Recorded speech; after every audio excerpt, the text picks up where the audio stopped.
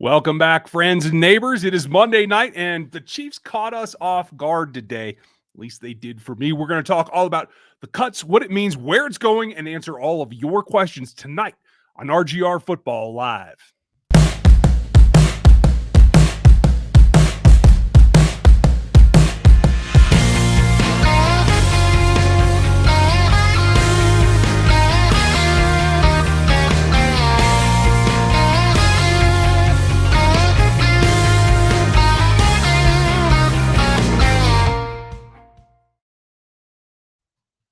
Welcome back, everybody out there in Chiefs Kingdom. I think that you're going to have fun tonight. We're going to get into the topic of the day, and it was a little bit surprising for some of us.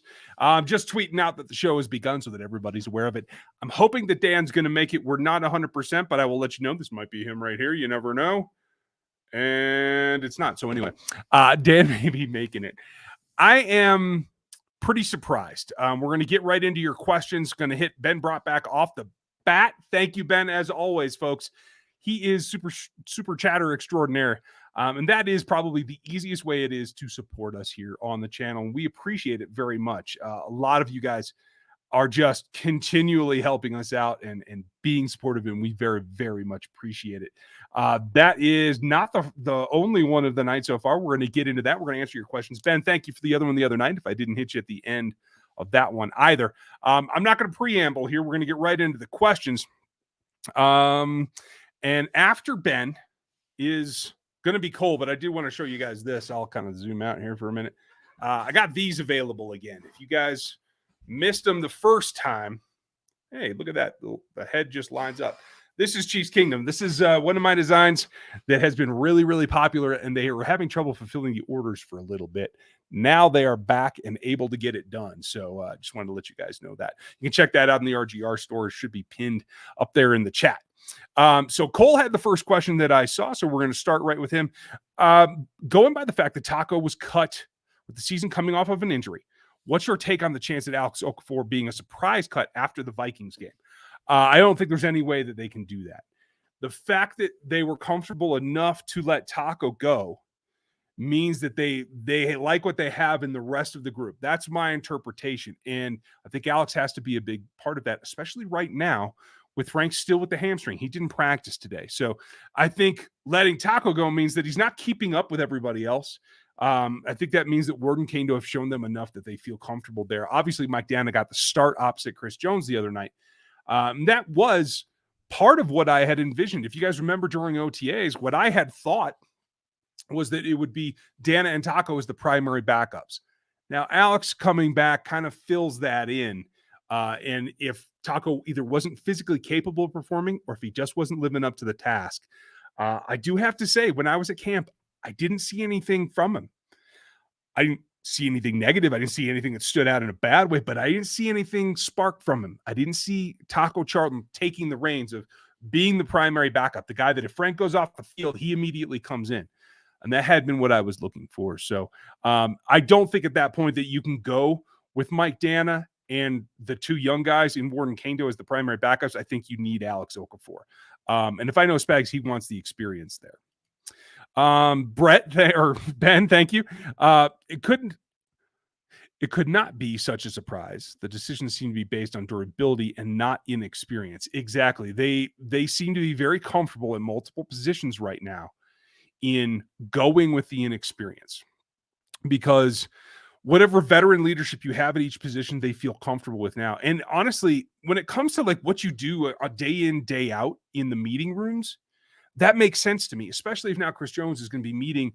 I know the D-line meets as a large group, but you do break up into subgroups. And if Chris is there to provide that end subgroup, a lot of leadership, I think that's big. So I think that is exactly what it is, that they're comfortable with the other guys in the room. And that does make perfect sense to me. Now, folks, if you do want to get a question answered, make sure you hit the question marks at the beginning. That side of your sentence. That helps me find them. And that's exactly what I'm looking for right here. So I am scrolling down, and I hope to keep up better. Kansas Carolina, I like the question mark. I just don't know what you're asking. I will come back to that. Josh, thank you for the super chat and the support. We appreciate it very much. Every bit helps, and we try to keep things going around here. I just bought a new camera switcher with some of the support from you guys so that eventually I'll be able to do some other camera moves, some other things that are a little bit more cinematic, a little bit more explanatory about some of the things that we see on the field. I'm looking forward to that. I have a lot of great ideas and just need some of the equipment to do it. So, Derek, thank you very much for your question. Will Robinson be a cut candidate? I've seen he had posted something signaling he was down. I understand that doesn't mean anything. I got to tell you, the more Tyron tweets, the less I believe tweets. And Tyron will tell you, he's like, I delete a lot of stuff. I don't know about DeMarcus. I don't see.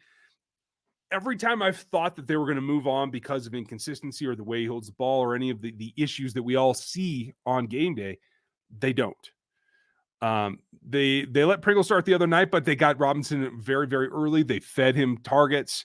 I don't see any way that he leaves unless there's some kind of offer in a trade. Now, DeMarcus hit the open market, a season ago? Well, last 2 seasons, and hasn't found much out there. So I don't know that there's going to be any market for that. So I expect that he's an easy, experienced guy to keep on the roster that allows them to have a comfort level. They love him in the locker room. He's a positive dude from everything that I've ever seen or heard about him. So I think that helps somewhat too. And they want the right guys in the locker room on this team. Josh, will the Parks release, does that mean that they keep more CBs than safety? That is exactly what I think it means. I'm not sure who the fourth safety is right now. At first, I thought that they were just giving Parks and Watts the other night off because they know what they have in them. Can we say that Zane Anderson? I don't know that we can say that either. Clearly, Devin Key has fallen back down the depth chart about as fast as he worked his way up. I didn't get any report today specifically about who was working as the third and fourth safety. I'm guessing Juan is back as the single high, the 3, whatever you want to call it. We're going to have to see who plays in this next preseason game to know who the fourth is. And I think that will tip the scales as to what we need. And I think that does with the limited number of options. I think there's more talent at corner overall. And so it leans me towards keeping 6 corners, 4 safeties. On my initial 53, I'm leaning towards that way. And you guys know I won't put out the 53 until after the final game. And given that we have 2 weeks before the regular season now, I'll probably wait until the next Sunday breakdown, like the week that we don't have a game. I'll probably wait for that, just so you know when the timing's coming. Because they're doing a lot of things that are internal evaluations that we're not really picking up on. We're not seeing it on the field, and that makes it a little bit difficult to predict. So I'm going to do my best, but I'm going to take my time with it for sure. Thank you for that, Josh. Appreciate it. Ruthless Monk, how are you? Does Taco really signal a bigger role for Kando or Tim Ward? Not necessarily. It may. I still don't know if they keep 6 ends. If they do keep 6 ends, it is definitely Frank and Chris, Dana and Okafor, Ward and Kando. The question is, do they keep 6 or do they go 5? I think they need 10 offensive linemen. With the injuries in particular, I think they need 10 offensive linemen. I think they need 10 DBs. That starts to get tricky. So could they only keep 9 in the front 4? That's definitely possible. There are only 4 tackles that will make this roster. Reed, Noddy, Colin Saunders, and Tershawn Wharton. And I count Chris Jones as an end now. I expect him to play way more snaps at end than tackle this year. And so I am counting him as an end. The question becomes, do they keep 9? In which case, I think they try to get Kando to the practice squad, or do you keep 10 and let him grow? That's going to be the question. Josh or Jacob, thank you very much for your support. We appreciate it. We have to cut it out with these Wolverine D linemen and get ourselves some Buckeyes instead. I'm guessing you're a Buckeye, but the problem is, and I think you've seen that outside of the Boaster brothers, what have you gotten lately? I don't know. And, for me, it's about projecting to the next level. Can you take on this different competition? And I don't know that either school has the edge there. I think it'd be really interesting to count down how many of each school's D linemen are in this league, but I don't know. Good for you, and I'm glad that your Bucks are doing well. I got a buddy that's a Buckeye fan, and he says exactly the same thing. Santana, how are you? What would you think of the Chiefs cutting Parks? Oh, what do you think of it? Okay. I just think that I think honestly, at first I thought it was going to be, hey, we're going to let these guys get out early and get a chance to catch on to another team. Andy didn't sound terribly confident that Taco will. And so there is an outside chance. Andy made it sound like he thinks he'll play in the league again and he expects him to catch on somewhere else. I think there's an outside chance that if he doesn't have much interest, they're going to have LDT on the 53 man or 55 man, whatever it comes out. We don't have confirmation on that yet from the league. They're going to have him on there, and then they're going to put him either to IR or they're going to have to roll with him for the season. I'm guessing he gets short-term IR, which then leaves you another roster spot, but you got to have him on the roster on cutdown day. That may be a spot that allows Taco to come back. You never know. I don't know if there's going to be a whole lot of market. We're going to find out. Wherever, I don't even know where he is. Dan Quinn might be interested. Trying to think of other coaches that might want to give him a shot. I don't know. I think he might get something. Chris, how come nobody ever mentions Prestega? Wanago playing as the backup LT position and making the team? Because I don't think that it's necessarily going to happen. Because I think Mike Remmers is the backup primary, and I think they like Wiley at tackle. They've been running in there all preseason too. Prince has significant injury history. Like his game, I liked him coming out. I didn't think that he was worth the gamble injury-wise. It could be a possibility, Chris. You might be right. I just don't see it yet. We'll see what he does here in this next game and how we all feel about his progress. He hasn't given up a ton of pressure, but he hasn't faced real competition yet either.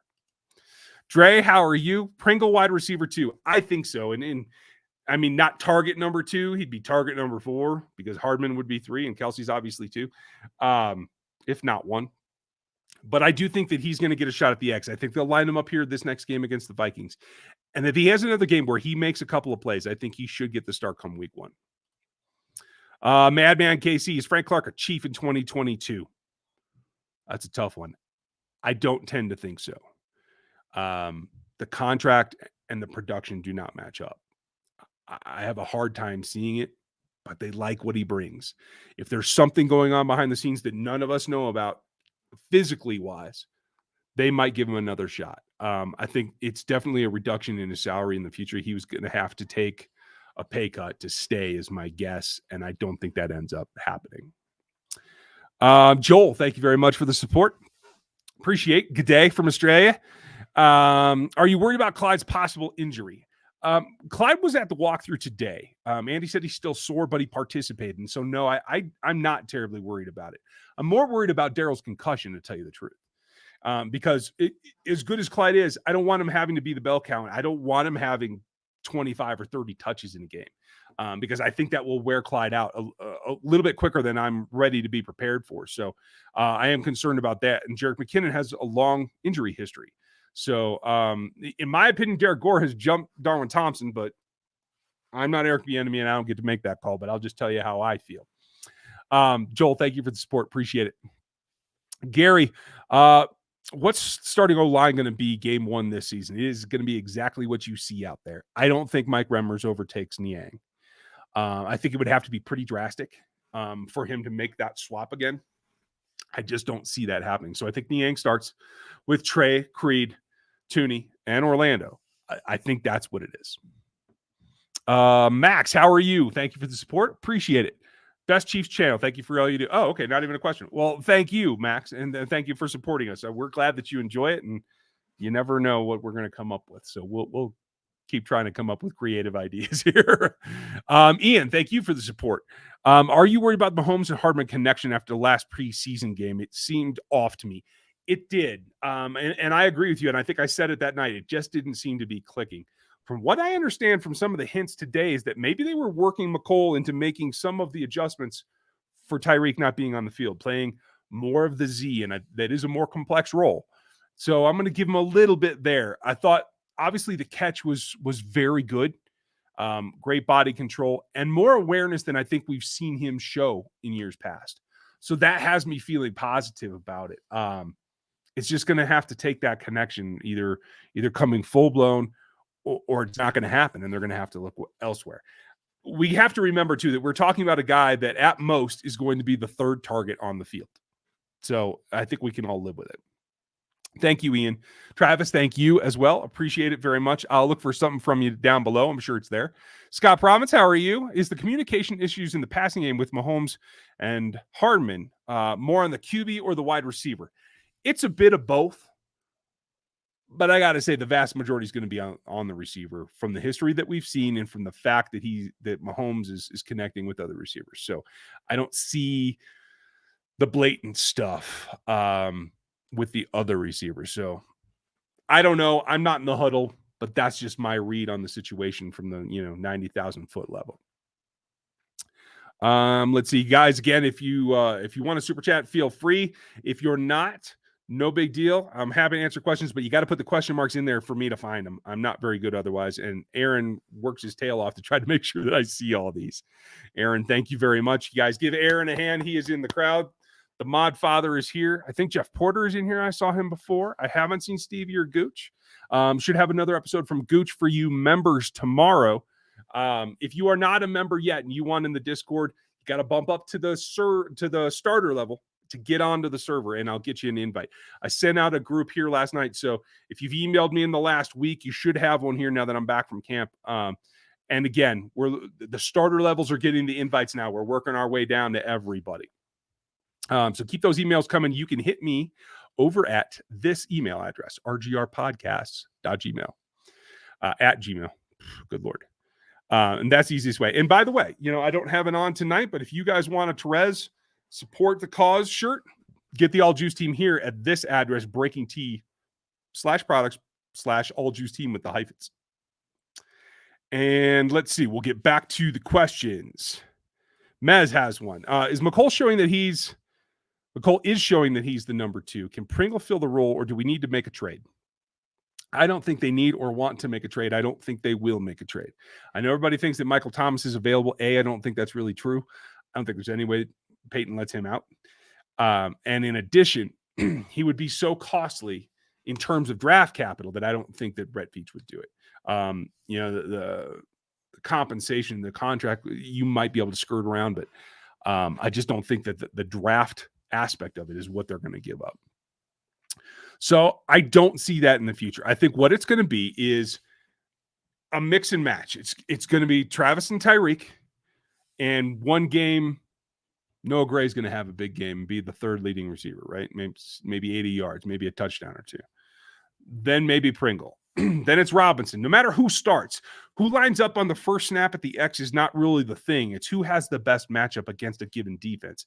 And I think that's going to rotate around. I don't think that's going to be as consistent as we try to make it feel like it, so that we can say that we know who's the starter. You know what I mean?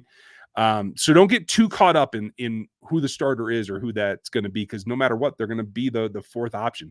5th, if you count Clyde, because I think Clyde's going to get a lot of passes this year. Scott, how sure are you with Fountain making the team?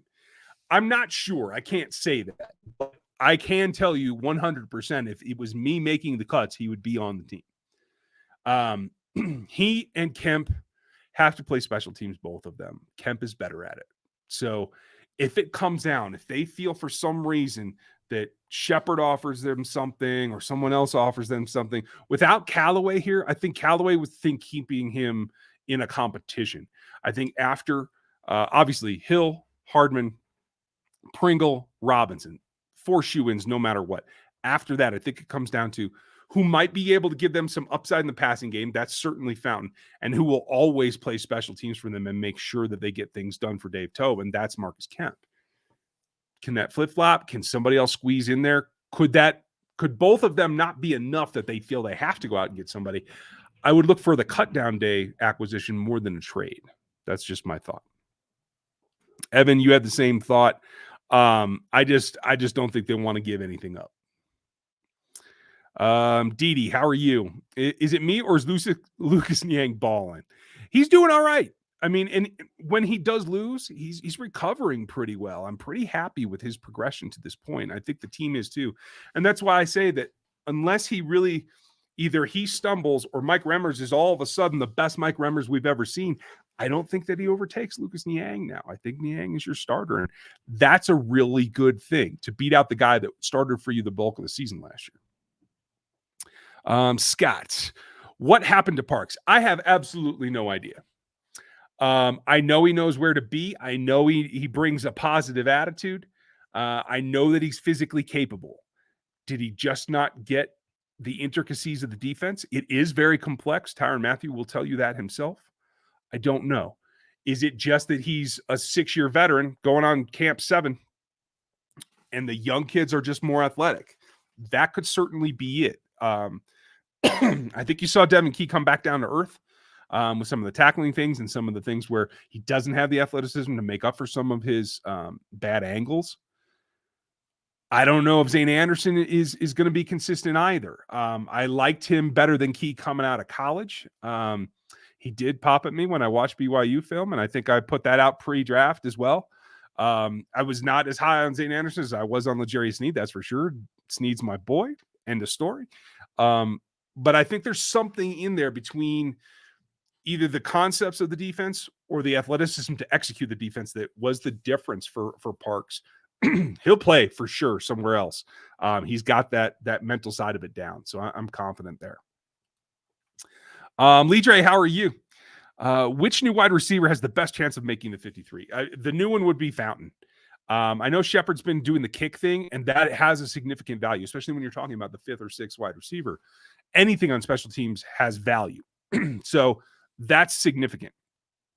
Does it outweigh what Fountain might give you as a true X, especially if they decide? I mean, we could see the offense evolve. We could see jump balls. I won't put it past him. Every time I say Andy won't do something, he does it.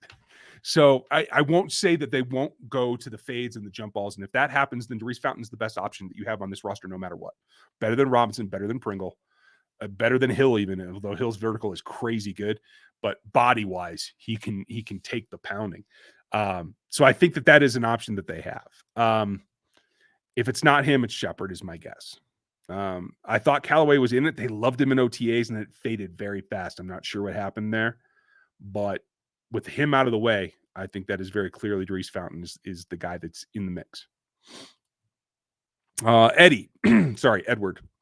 Do you think Frank's problems will make him work harder to prove his worth? I don't know. I cannot tell you what makes Frank Clark tick. I can tell you that I think he's serious, and I think he takes stuff personally. I think that's good. I think he wants to be the guy that we thought he would become after Seattle. I just don't know if he's capable physically. I think there's more going on with him just in general breakdown mode than we know about. And so I don't know that working harder is something that's going to pay off. I don't think Frank has a bad work ethic. I don't see that when I watch practice. I don't see it on the field. I just think his limitations physically are starting to mount. And he wasn't like the most, get off the ball, D4-ish kind of guy anyway. A lot of power in his game, not a lot of speed and get off. So when that power fades, it gets real hard real quick. So that's all I think. Miss Holly, welcome. Glad you're here. Got a brand new picture, huh? Okay. I like the way that you're going, holding in there strong, not giving up on your guy. I can respect that. Dre, Fountain's one of my guys. So I can't say that I'm totally unbiased. Fountain was one of the, I think he was top 6 in his class in the athletic matrix. He's still in top 50 in the league in the athletic matrix. And that is something that I rely on, particularly for guys on the outside, corners and wideouts. I like his game.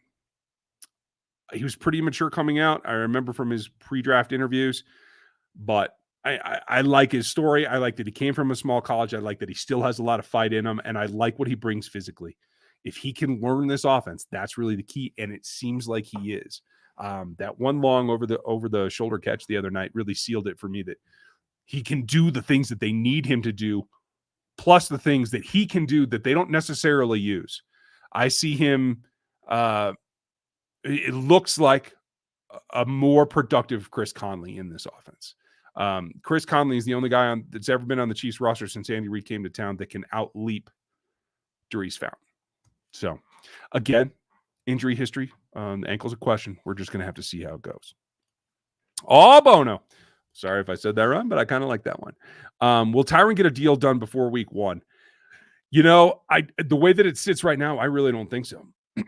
I thought for sure it was going to get done before camp so they could get out of the way so they could avoid the Jamal Adams bump. And now I just don't think that it is.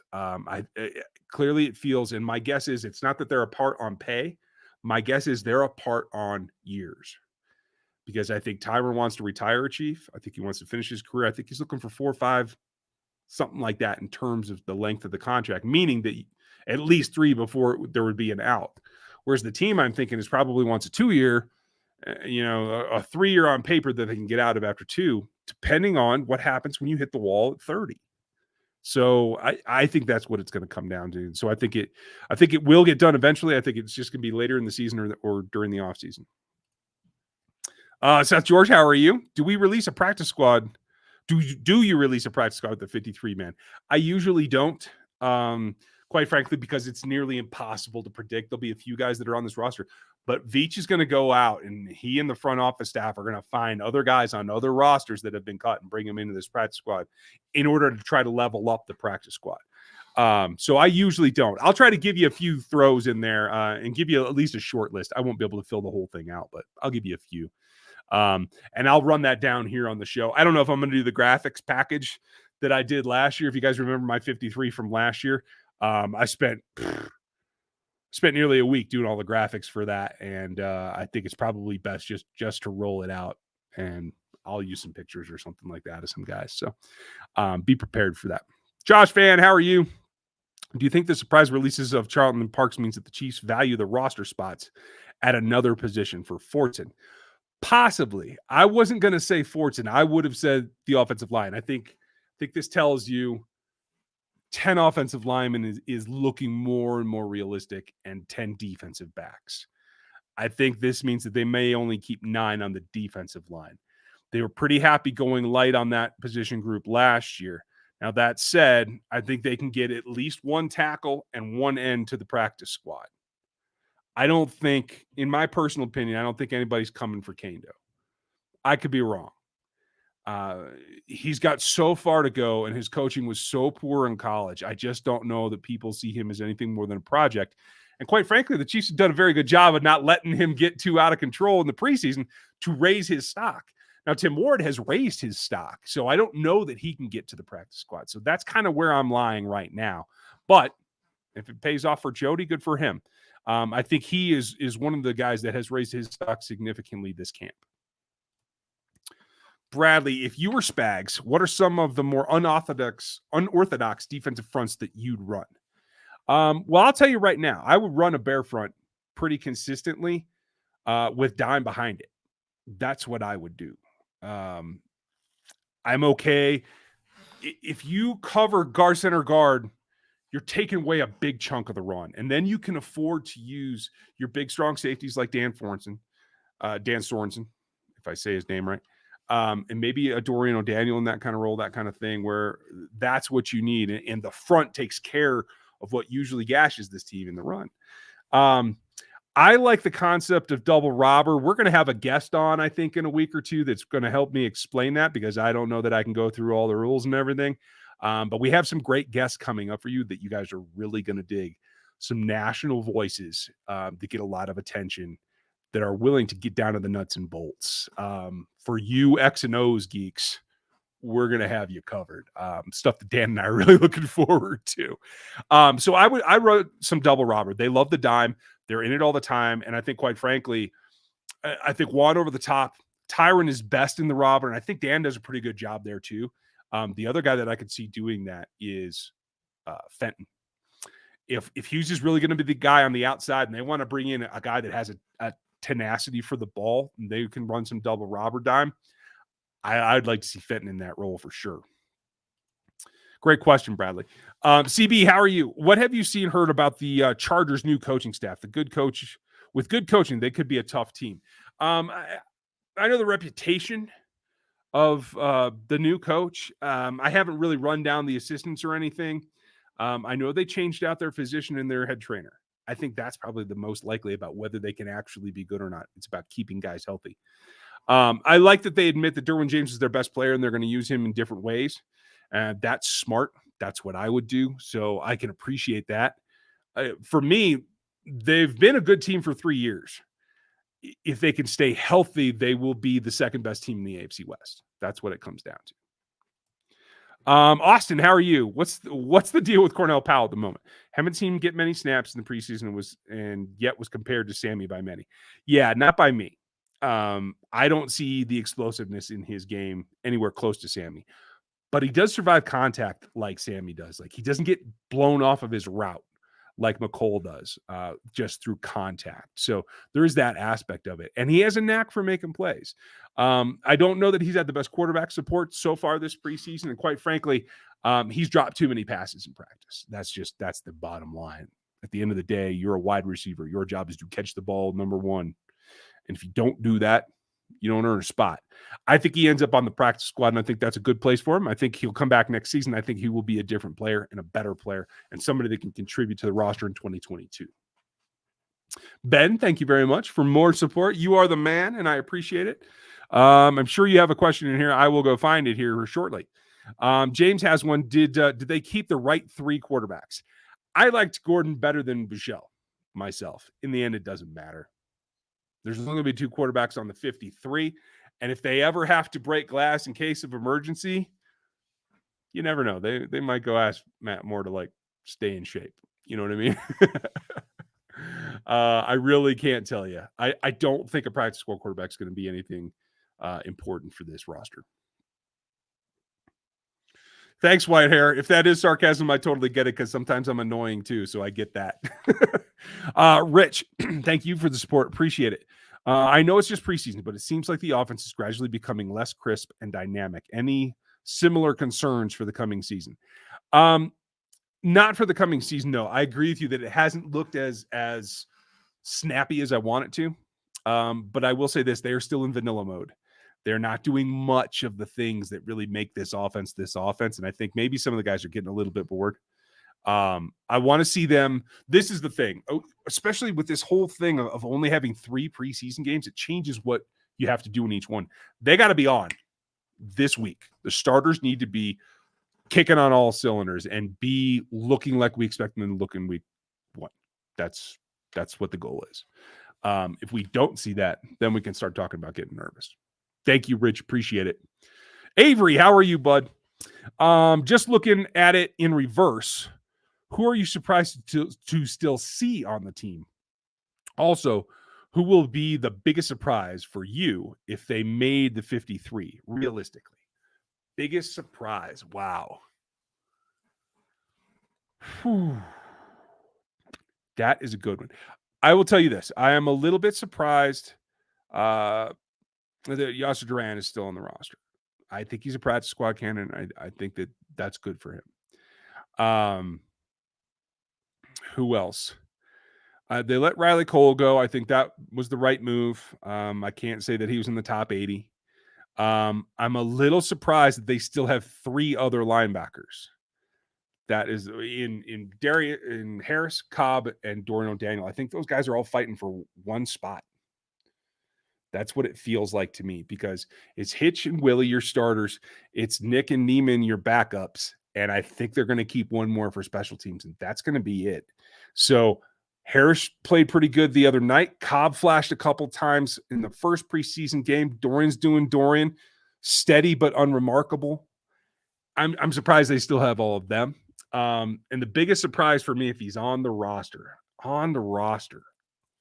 is going to be Bo Pete Keys, probably. I think Bo Pete's made some strides. I just can't tell if they're going to keep 6 and if he gives you enough. I think DiCaprio Boodle is closer than him than most people realize. Great questions, Avery.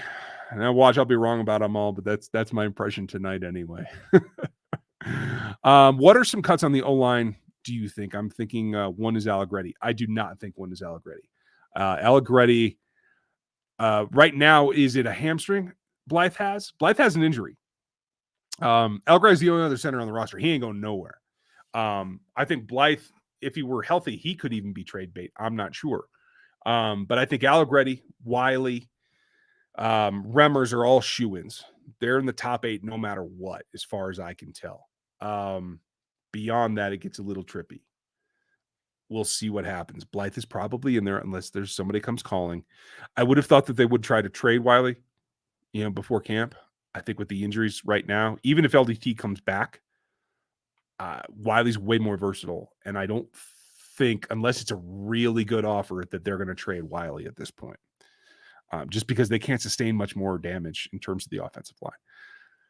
And I think Brett Veach is serious about he's never going to let Patrick get attacked like that again. Let's see, Britton, how are you? What's the deal with Cornell, pal? Haven't seen him much, and I think he's really talented.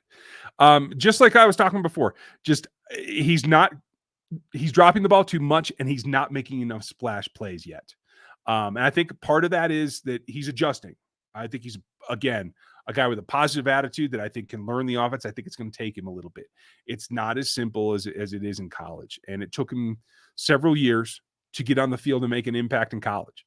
So I think that the timeline for him is just a little bit longer than a standard draft pick. I mean, if it was going to be different than that, they would have taken him in the 3rd round. They certainly didn't. So we got to remember that the expectation should go alongside of where they were drafted.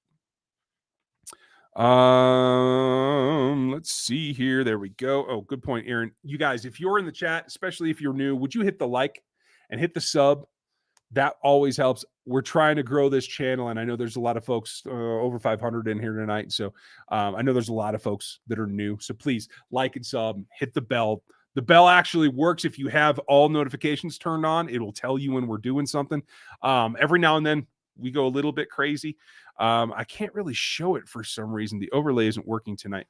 But we do this. We do live streams every Monday night, every Thursday night.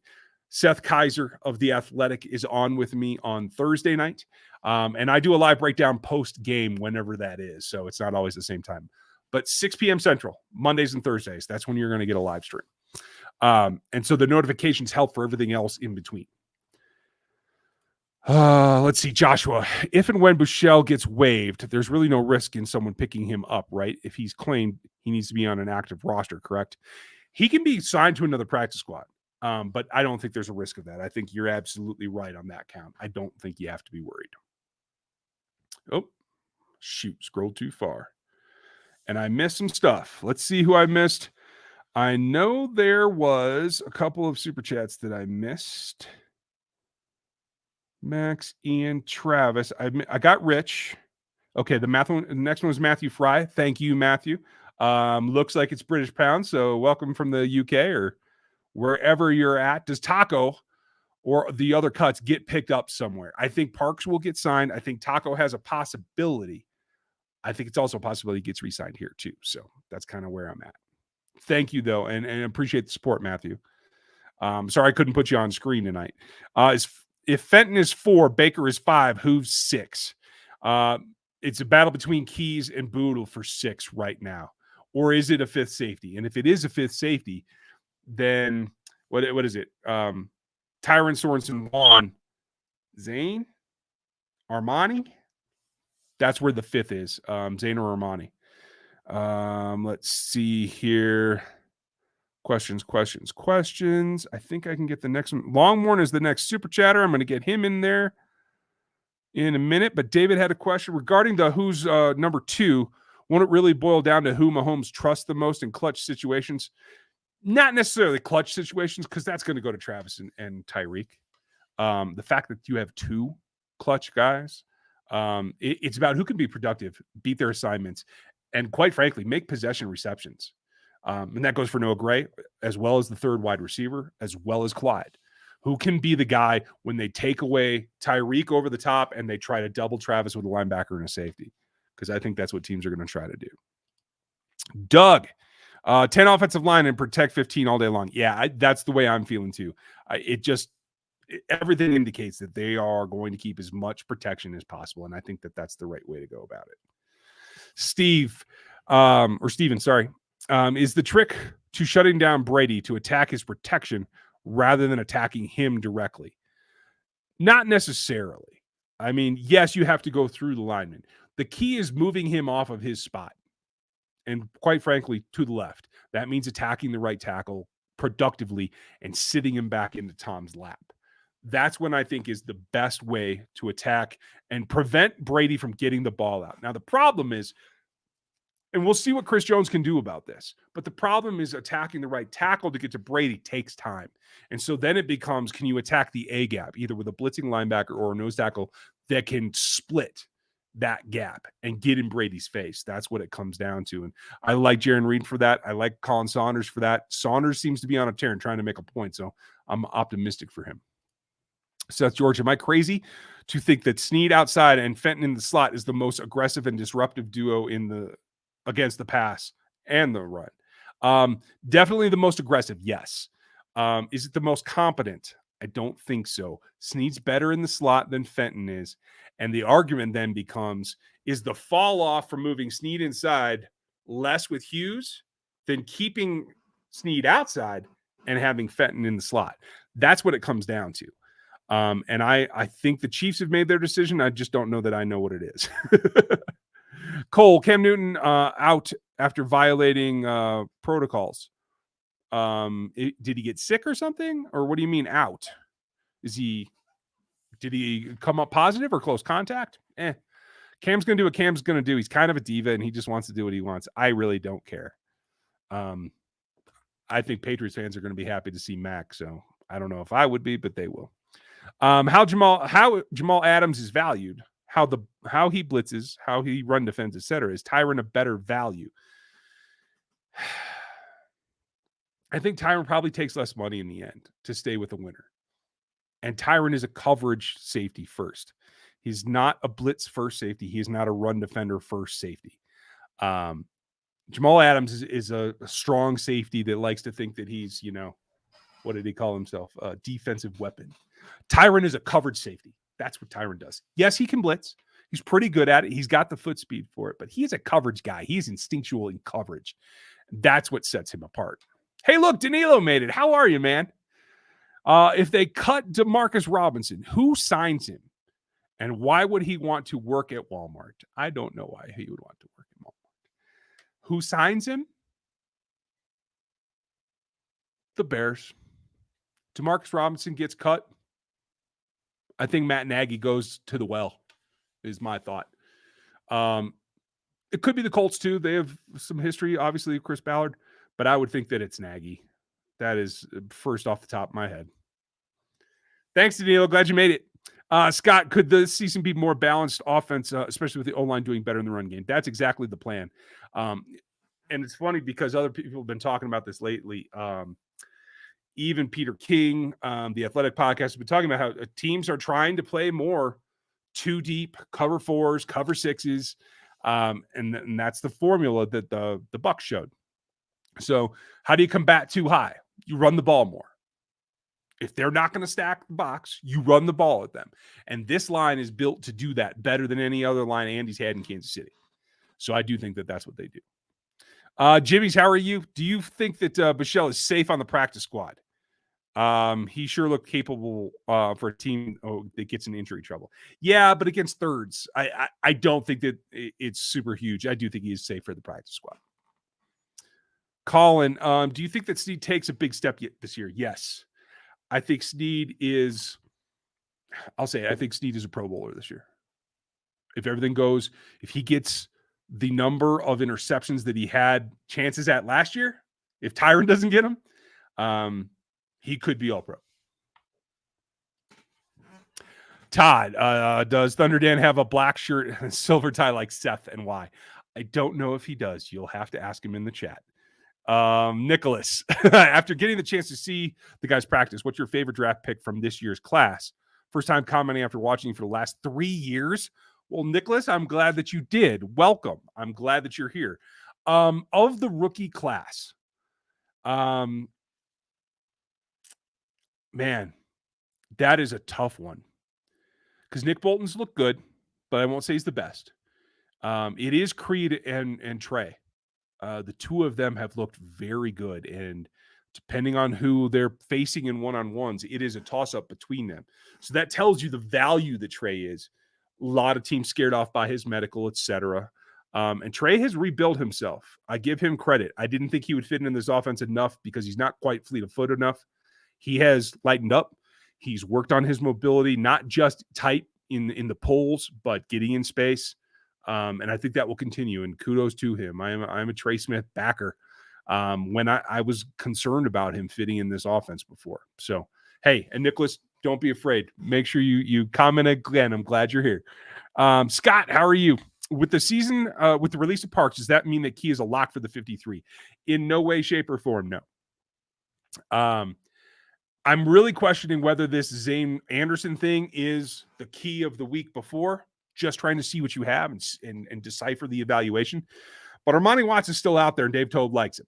He makes plays on special teams, and he has been known to make plays on defense. So I think right now Key is on the outside looking in. I think he's a practice squatter with a lot of upside, and I think that he will make it to the practice squad, and I think he will be an asset. Michael. Sorry, guys, I'm going to get caught up on Super Chats here in a minute, I hope. Because I am definitely behind, and I missed a couple, so I'm going to do that right now, actually. Longmorn asked, do you think that the Parks cut is why Boodle is seeing snaps at safety? No. I think that Boodle being able to play two positions, which he did at Nebraska as well, allowed them to have the versatility to say, we don't need the veteran that isn't quite up to it physically. I think Boodle coming along and filling in behind Zane Anderson and Armani, I think that let it go, and they chose youth over experience.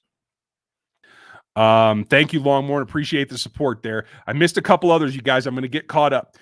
Besides wide receiver 2, what else is a position of need? Mike Oxmall. Thank you, Mike. Appreciate the support. The linebacker is a spot that could get upgraded. The only question is, do they want to give reps to somebody they acquire or sign, like a KJ Wright? Because that takes away from Nick in particular. I think Ben Niemann looks better than he did last year. I don't know what you guys feel, but I think Ben Niemann looks like him, like he did in 2019 when we thought he was still going to be a role player that could help. So the question becomes, would you replace that? Or would you knock Nick a little bit farther down the depth chart and let him learn? I don't know. Because no matter who they sign, even if a good player is cut, you're not taking snaps away from Willie Gay because he's got to be your future. So that's a good question. Wide receiver 7 can hide on the practice squad. Hiding Powell tape or too good? No, he hasn't shown anything. I don't know that they've had to hide him, but if they are, they're doing a good job of it because I think he is a practice squatter. Let's see. Nipper Girl, thank you for your super chat. I didn't get to that one. Seth is the next. Okay, so I got to catch up. Eric Schneider, thank you for your super chat, as always. And back in the memberships. Glad. I hope you're feeling well. You got some more merch. Still waiting on the been here since Marv. Oh, yeah, I got to redo that one. They took that down as a copyright, by the way. That's why that got yanked. So, yeah, I will work on that. In some of my spare time that doesn't exist. I will try to keep on churning them out. I have a couple others that I'm trying to finish up so I can get them out to you guys. I'm digging them. They hold up pretty well for the most part. Some of them in the early ones, I think Aaron had a problem with the shirt, and so I am still looking at possible under vendors, and I'll let you guys know when that comes out. But thank you, Eric. Marshall, you're back. I missed yours as well. Shoot. Thank you. Appreciate the support. I'm glad you're back. Seems to me like Mahomes may have overthrown Hardman a few times against the Cards. Should we be considering that it may take a couple weeks for Mahomes to adjust to a smaller target, the wide receiver 2 spot? No, because it's not the wide receiver 2 spot. He was still running out of the slot a lot. It's just that he knows where McCole is. I think it was more about the timing and the getting rid of the ball. I think Mahomes has a directive from the coaching staff. You will not take hits. Get the ball out and get it gone. And I think that that's less than what we'll see. I think that's more of a directive than we'll see in the regular season. I don't think it's a height thing because it's McCole, I think, in being where he's at. I think it's more of the timing of it and just trying to get the ball out. I could be wrong. If it continues in the regular season, then maybe we'll have to take another look at it. But thank you, Marshall. Okay, almost caught up. Jack, what position groups do you think Veach looks at depth in the cut down at 53? He looks at linebacker. He'll always scratch to see if his 5 and 6 wide receivers can't be upgraded. He'll do the same thing for corner, and he should do the same thing for safety. There's a long shot that there's a pass rusher out there, but I don't know that anybody's going to get released. It's really going to be an upgrade over what they have. So we'll see what happens. Let's see. In your eyes, how is Noah Gray looking? I think he started hot, and they made a concerted effort to get him going. And I think as the offense has gotten more complex, I think he's pulled off a little bit. I think he's going to be fine. But I think he's got to get his role down. And they were trying to cram a ton of stuff into his brain. So I think it's going to take a couple of weeks to click. Once the regular season gets going, gets used to the speed of the real game, I think he's going to be fine. Morbian, I'm glad you're back. What is the season record prediction for the Chiefs? I have them right now going 14-3. I've been pretty consistent about that. And I think I might even be underestimating them a little bit. If the starting defense can do what they did to the Cardinals, who isn't the greatest offense. They had the potential to be, but I can't say that they're anything above an average offense in the NFL. So that doesn't mean anything. If the Chiefs can start with their defense giving up 24 or less points in the first 3 games, then they have a chance to go more than 14 wins. Cameron, how likely is it that we have a top 10 defense? It's a stretch. It's a possibility, but I'll say it's 25%. I think it's way more likely that they're somewhere between 10 and 16. Is it Bell that gets left off if Fortson makes it? Not necessarily. It could be the 6th corner. It could even be the 6th wide receiver, although I highly doubt that. I think it should be, but they like Bell. And comfort and liking a guy and understanding who he is goes a long way for coaching staff. Stevie Keys, thank you very much. Has Parks signed by the Raiders yet to play safety? I haven't heard yet, but I will not put it past them. Make sure you check the wire in the morning, you guys. John Charney, how are you? Good evening. Thank you. I'm trying with segues. It's a challenge, but I try. What kind of positive change will Joe Blameyer bring to the wide receiver room? I think you've seen it. I think there's a little bit more, not aggression, but owning your space, owning your route. Like, I don't see guys getting beat up as much. Now it's just the preseason, so maybe I'm just reading into that. But I think Joe Blameyer is making guys like Bruce Fountain, who maybe weren't a fit 2 seasons ago, into guys that could fit into the offense. And I like the change. Very studious guy. Andy has given him a lot of credit over the last couple of years with scouting. And so I think that may be making a difference. And I'm hopeful that in particular for McColl, that's going to make a difference come game days. Morbian, what are your thoughts on Buechele? I hope I spelled that right. Not quite, but you're fine. I actually liked Gordon better early. I don't know what the difference was. I think if Gordon had been getting snaps with the 3s, I think he would have done better. I'm not sure what the decision point was, but at the end of the day, as long as Shanahan's here, I'm feeling comfortable. Steve, what player in the past 5 years do you most regret the Chiefs passing on in the draft? Wow, most regret.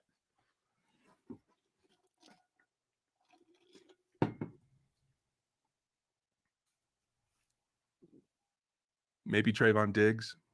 I don't know. Man, that's a good one. That is a good one. I don't know. I'll have to think about that, Steven. That's a great question. Curtis, only one to make the roster, Fountain or Fortson. Just pick one. Fountain has more impact. Fortson, they're going to feed Gray. I don't think he's going to get the second tight end role. Whereas if Robinson stumbles, Fountain will jump up there, I think. Jeremy, who's the biggest surprise of so far this season in terms of playing well above what was expected of them? I mean, it's a toss-up. Trey Smith has been everything we thought his potential could be, but we just weren't sure with the physicality part. So cheers to him. But I liked Zane Anderson on film in college, but I never thought he'd get reps with the ones. I thought he'd be a quality backup that might unseat Armani. I don't know. We're gonna see. Those are two guys that come to mind right now. Douglas, can you protect 4 on the practice squad? Oh, you can protect 4 on the practice squad. And I believe if a player is picked up at the practice squad, they do have to be on the 53. No, you can pull from other practice squads to your practice squad. You have to offer them more money. At least that's the way it's been in the past.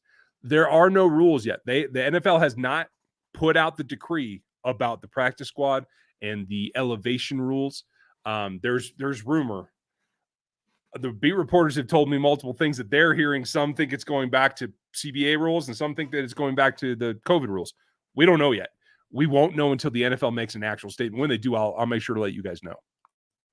Marshall, how are you? In both the preseason game, I felt like the first team offense under Henne was more dynamic play calling than Mahomes was in. Was it just to help them succeed more? Partially, and to just hide what they're doing with Mahomes. Just to keep it super vanilla for Mahomes. Don't take any risks with getting hit. Just get the ball out, get away, get out of the preseason with anything disastrous happening. Let's see. All right, I missed 2 super chats, evidently. Seth George. You can never trust a Seth, just saying. I like that. And let's see. I think it's D. Yep. D Money. Thank you both for your support. Appreciate it. Are you worried about the connection between Mahomes and Hardman? Seemed off last game. Also, should we be worried that Mahomes did not step up in the pocket? If you saw my Twitter, that's exactly what I felt at the time. And that one particular play where he made that long run, I felt like he just should have taken a step or two and gotten rid of the ball. I don't care if it's incomplete. Just get the ball out. It doesn't matter to me. Don't let Patrick get hit is my thing. But Mitch Schwartz said on Twitter, as Seth and I were talking about it back and forth, that's not correct, that he felt the pocket has collapsed and Patrick had to get out so that he didn't get hurt. And I can't say anything. Mitch Schwartz knows 1,000 times more about offensive line play and the pocket than I will ever know. So if that's what Mitch says, then that's what Mitch says, and I'll back off of that. But my bottom line remains the same. I don't want Patrick running around, and I don't want him taking hits. So I'd rather him just throw an interception out of bounds or at his feet just to get the ball done. I don't care. Take it from Tom Brady. Throw it at the ground and be a baby about it. I don't care. It's the preseason. It means absolutely nothing to Patrick Mahomes. It is not worth getting hit. Thank you, D. Appreciate the support, bud. Austin, I've seen Nathan Peterman play a lot in the game so far. The Raiders, wondering if the Raiders are trying to keep Marcus Mariota as a secret weapon. The Raiders also wanted to trade back for Mack in March. Yeah, there's that Mack thing. I mean, that shows you the discongruity between the powers that be there. And I know Gruden and Mayock get along. I don't know if they're on the same page, or if maybe that was something that Gruden. Did Gruden do that before Mayock was hired, or was it already in the works when he was hired? I don't remember. That's the big question. Okay, I got that one. There's a couple more super chats, and then we will wrap it up for the night, you guys. Is Ryan related to Creed Humphrey? Just kidding. No, not that I'm aware of. My family traces back through Kansas and out to Oklahoma, or not out to Oklahoma, out to Virginia and Georgia. So I don't think so. Who knows? We're all Scottish at heart. Let's see. Edward, what's the usual positional composition of the practice squad? The Chiefs tend to keep a couple of linemen, an offensive tackle or guard, and a defensive tackle or end, one of each, 2 of each at the most, and a lot of guys that could potentially play special teams, corners, receivers, got to have a quarterback, sometimes a tight end. That's what it'll come down to. I hope that they go with the COVID rules and it's 16 and you can elevate 2 and you can protect 2. That is my hope. Who's looking like the new special teams ace? It's Mike Burton. He's on all of them. He's doing everything that Dave asked. He was on every team that I saw at camp. It's going to be Mike Burton. And I think he's going to get more touches than Sherm ever did too. So it's going to be interesting. I cannot go there. See Juno Cinco Gaming. What about Daryl Williams? Do you think that he make the team becomes a starter? Now you put a Y in there, and that's the offensive lineman Daryl Williams. I don't think that he makes the roster and becomes a starter. I think he's back on the practice squad, but I like Daryl's game. He's nasty, and I think if he can get his athleticism, get his weight down a little bit, I think he could fit here. Daryl Williams with the E, that's the running back. He will not become the starter. He'll always be the backup, but I think he'll be okay. I'm just a little concerned about the concussion. Ben Davidson, thanks for the long hours and then travel to camp and whatnot. Hey, thanks, man. Who are your top 5 or so guys that don't make the roster? Ooh, that's a good question. The top 5 guys that don't make the roster that should be picked up by other teams. Whew, that's a good one. Fountain or Fortson if one of them doesn't make it. Right now, in my 53, they both do. I don't know that the Chiefs are going to agree with that. So one of them. Probably goes the same thing for Boodle or Bo Peep Keys. If Armani Watts gets cut, someone will pick him up immediately just for the special teams part of it. And then I don't know. I think Shepard's shown enough that somebody's going to grab him as well. And then whatever lineman they don't keep, you get a lineman that's played any reps for a Super Bowl team. Teams are going to be interested. So expect that as well. Great question, Ben. Let's see who's. Oh, Miss Holly. Good Lord, Miss Holly. Long question / rant. Okay, but thank you for the generosity. Very much appreciate it. Folks, we're at 555 by my count. So like, sub, hit the bells and all that. We're going to get into Holly's here. It looks like it might take me a bit. It seems like people draw a lot of conclusions prematurely. Saying PM's recent performance was a failure. He's developed bad habits due to mediocre line. He doesn't know how to play with good protection. Seems exaggerated. I think you're absolutely right. But I will say this. There are aspects of that are grains of salt that could grow into pearls, or grains of sand. Isn't that how it works? Because Patrick does have to unlearn some things. He even admitted in the Super Bowl, he pressed the ball downfield when he shouldn't have, because that's what he wants to do and what he needs to do. Like, Patrick has to control himself. I think Andy's going to do a more concerted effort this year to call run plays, not call run pass options that Patrick can check out of, because Patrick wants to throw the ball too. So I think that itself will protect Patrick from Patrick. But there is such a thing as hearing ghosts, seeing ghosts, hearing footsteps. And I don't think that's where it is, but I think Patrick has ultimate confidence in himself to escape when he needs to. And maybe that kicks in and that instinct is still overriding some things. I think it will take a little bit of time for him to settle into playing with a line that can keep him clean. I think the line has to keep him clean, though, right now. Like that play I was talking about the other night. Both those guys got beaten one way or got pushed back enough that it was a question, right? So, yes, I agree. We're jumping to too many conclusions. We have to see it, in real games, and we have to see it consistently. We have to see it not be a progression towards maturation, which I expect to see. It is one of those things, though. Patrick had no offensive line in college. He runs and he throws the way he does because he was always running and throwing the way that he does, because he was running for his life, just like he was in that Super Bowl. It will take time to gel, not just the 5 offensive linemen with each other, but for Patrick to gel with them and have that trust and just let go and stand in the pocket, especially when he knows what he can do when he gets outside the pocket. So that's going to be a challenge for him. But yes, I agree with you. I think it is over the top first,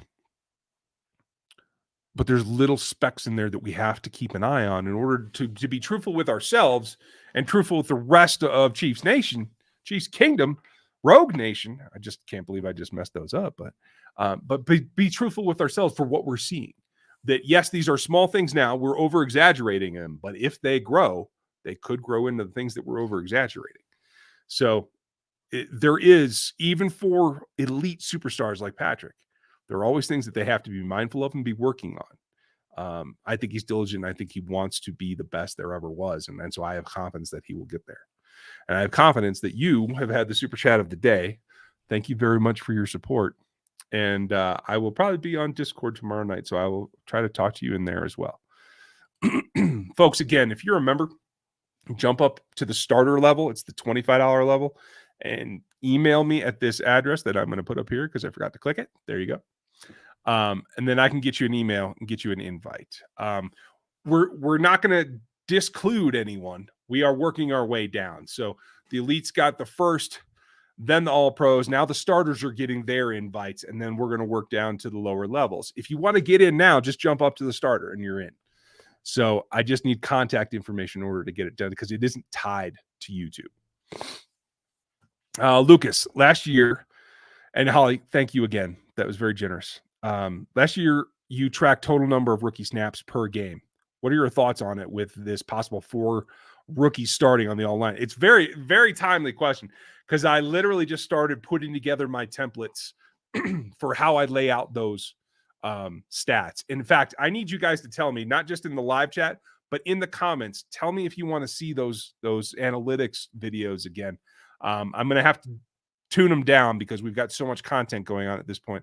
I've got to make them shorter, but it was definitely something that I tracked, and I'm likely to track it from the beginning. But you're right.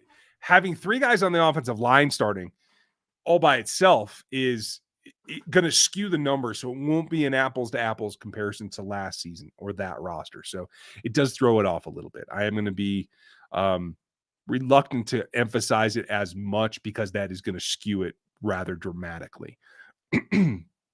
That said, I don't know how much Noah Gray is going to be focused on early, but I have a tendency to think that they want to.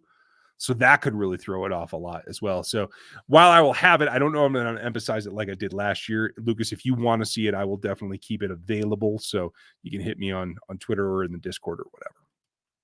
Scott, all of the UDFAs they signed this year, which one has the potential to stick and make a real impact long term? It's Boodle, in my opinion.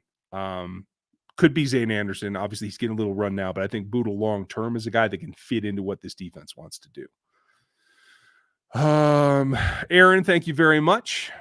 And yeah, there were a lot of great questions tonight, you guys. I really appreciate it. I'm glad everybody got in here and was able to. I want to take one last look, see if we have any others. Chief Canna is in here.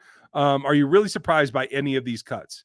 Yeah, I definitely am. For the veterans, I thought they would at least keep them through the 3rd game and see what they put on the field. But clearly the youth overtook them and overwhelmed them, and to the point where they just didn't feel that they needed to even see it. So yeah, that did surprise me. I hope that you guys have a great night. This was a fun one as always. Dan will have content for you tomorrow and Wednesday. Seth and I will be back on Thursday night as always. And make sure you check out, we're on YouTube on Locked On Chiefs as well. So you can jump over there and listen to Chris and I do a whole different kind of show. So thank you guys very much. Hit the store, grab some of these while they're available. And I'm working on those new designs too. Thanks. Have a great night, and we'll talk to you tomorrow.